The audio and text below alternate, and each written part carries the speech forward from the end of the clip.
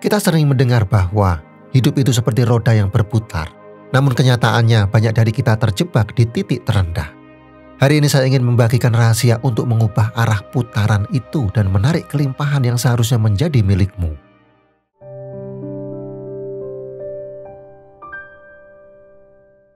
Banyak orang yang menghabiskan hidupnya mencari kelimpahan, namun tetap merasa kekurangan. Padahal apa yang kita tarik dalam hidup bergantung pada apa yang kita yakini.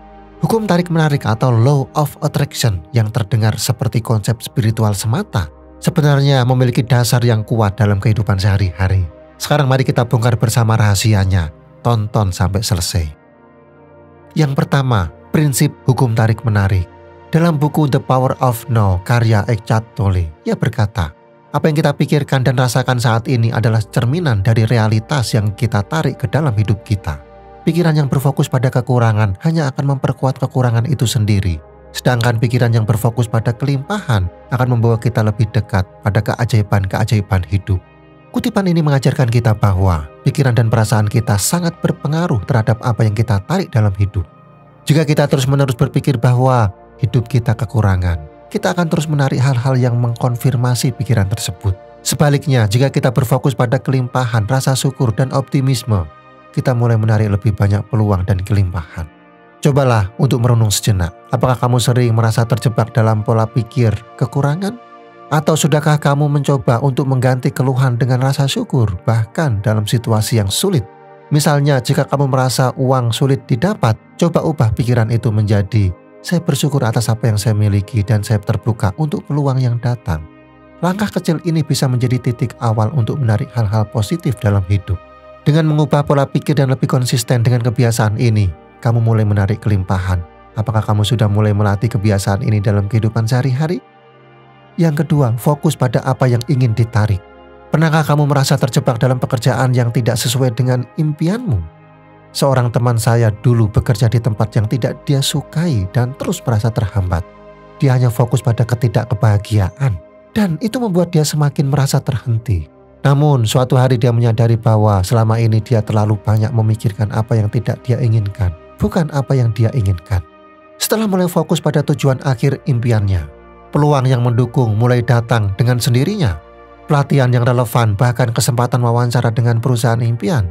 Cerita ini mengajarkan kita bahwa ketika kita fokus pada apa yang benar-benar kita impikan, kita mulai menarik hal-hal yang mendekatkan kita pada tujuan itu.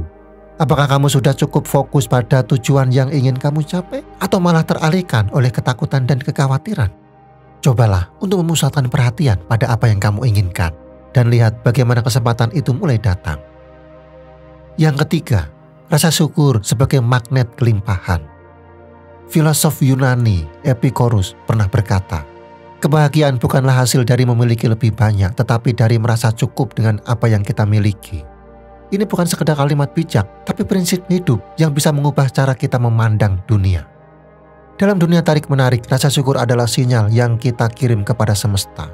Semakin terbuka pintu-pintu kelimpahan. Bayangkan seseorang yang hidupnya sederhana, namun setiap hari ia bersyukur atas udara segar, makanan hangat, dan orang-orang terdekat. Tanpa sadar ia menarik lebih banyak ketenangan, kedamaian, dan bahkan peluang yang memperkaya hidupnya. Sebaliknya, mereka yang terus fokus pada kekurangan justru semakin merasa tertekan dan tidak pernah puas. Rasa syukur bukan tentang menutup mata dari keinginan, tapi tentang menyadari bahwa kita sudah punya alasan untuk bahagia hari ini. Cobalah untuk merenung apakah kamu sudah cukup bersyukur atas hal-hal yang kamu punya sekarang. Dengan memulainya dari rasa cukup, kamu sedang membuka jalan menuju kelimpahan yang lebih besar. Yang keempat, bertindak dengan keyakinan.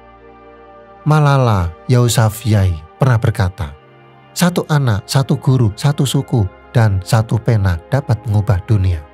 Kalimat itu lahir dari keberanian dan keyakinan yang ia pegang kuat. Bahkan ketika nyawanya terancam.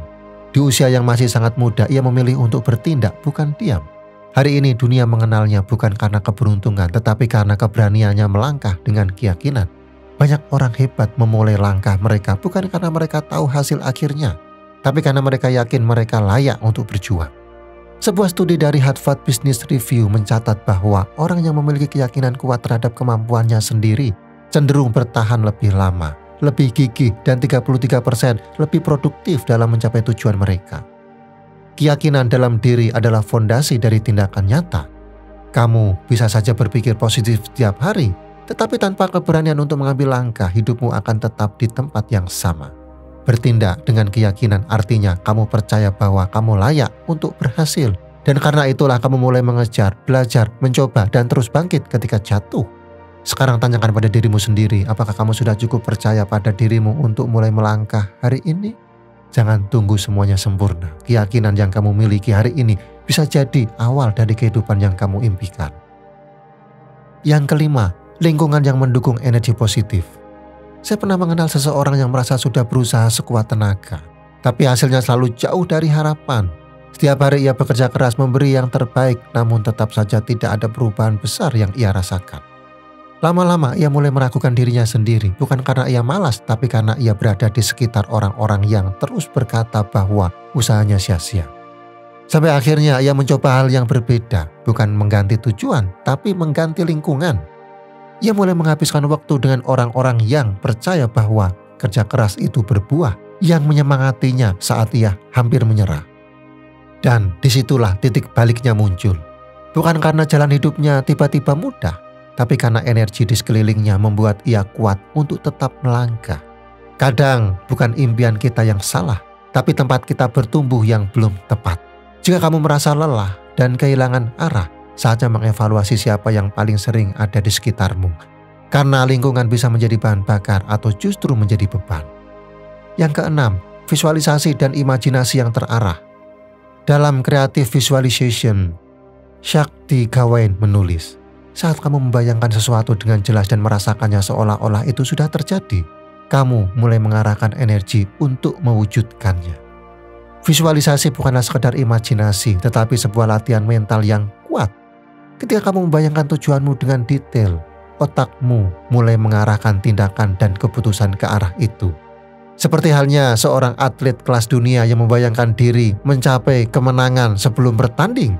Visualisasi membuatmu lebih siap dan lebih yakin dalam langkah-langkah nyata yang kamu ambil. Coba renungkan, sudahkah kamu cukup memberi ruang dalam pikiranmu untuk kehidupan yang kamu inginkan? Apakah kamu sudah membayangkan kebahagiaan, kesuksesan, dan kedamaian yang ingin kamu raih dan merasakannya dalam setiap langkah yang kamu ambil? Jika belum, ini saatnya untuk mulai mengarahkan pikiranmu ke arah yang lebih positif dan mendukung tujuan hidupmu.